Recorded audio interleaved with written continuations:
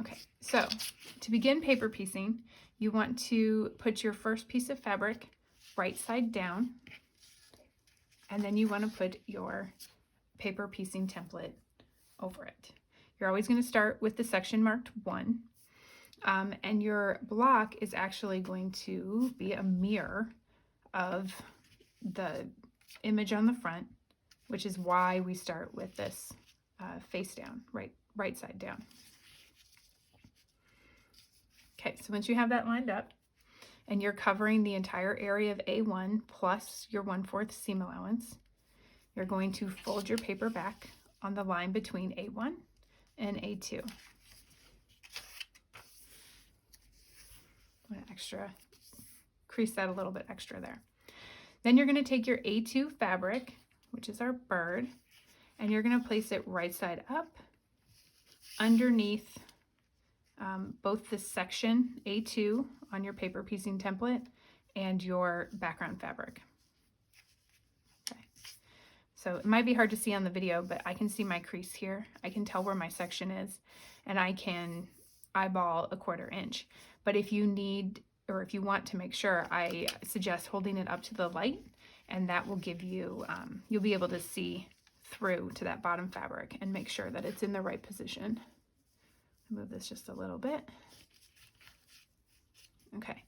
Newsprint is a little bit, has a tendency to shift, so I do pin. I'm going to come back out here and pin all those layers together, and then I'm going to fold this back, and I'm going to trim a 1/4 inch. I'm going to line up along the folded edge of my paper and trim just like that. I'm going to fold it back over, and I'm going to be ready to go sew along this line between A1 and A2. I am going to lower my stitch length to 1.6 because that will make it easier to remove my paper at the end.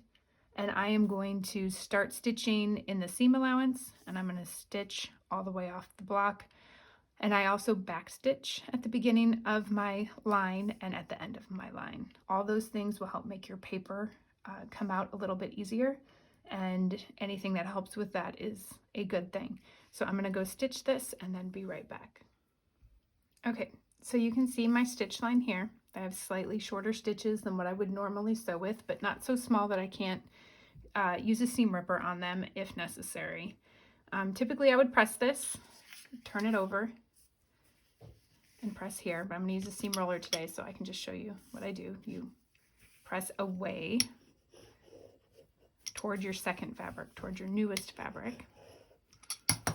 Okay. And then you turn it back over. Okay, so your next step is to fold on this line between A2 and A3.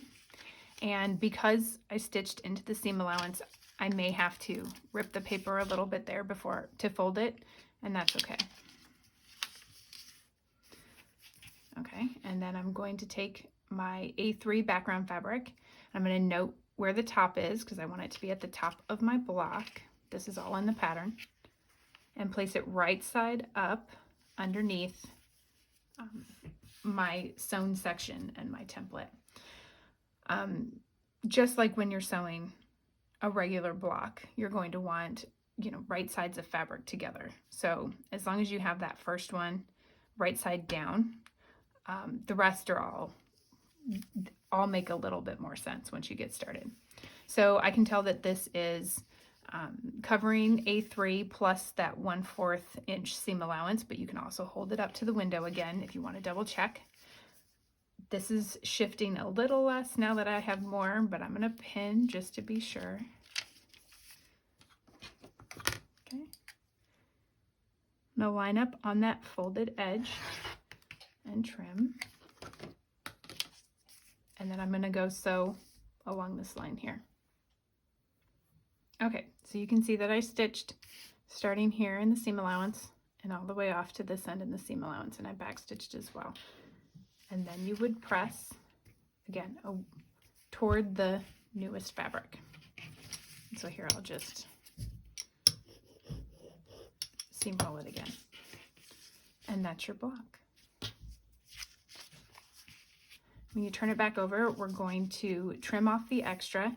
We're going to leave our paper in for now, and we'll talk about that in just a second. But you do want to trim off that extra fabric. You want to make sure it's pressed nicely before you do that. I line up my 1/4 inch seam on the solid line of my block.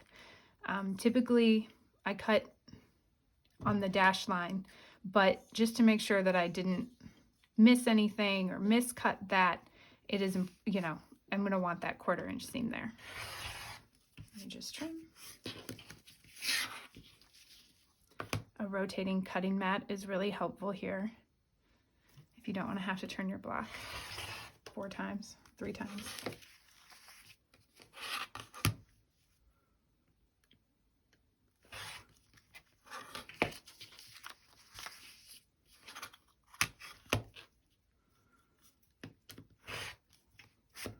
Oops.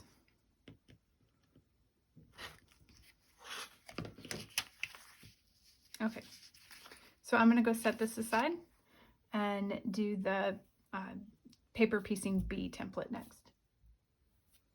Okay, so here's paper piecing template B, and I'm not going to walk you through this whole thing because it's the same, but I did want to note that on this, on B, B1 is going to be at the top of your block, and A1 was at the bottom of your block.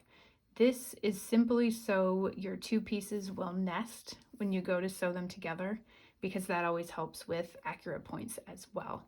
So while it might seem, it's a little bit awkward because I usually turn my block around then, so I'm working the same direction, but that's why that's like that. So again, when you start with your fabric right side down. You place your template over it, making sure that the fabric covers the entire area of B1 plus a 1/4 inch. And you fold back your paper. You're going to put your bird fabric underneath B2 and underneath your background fabric B1. Again, you can hold it up to the light to make sure that it's covered.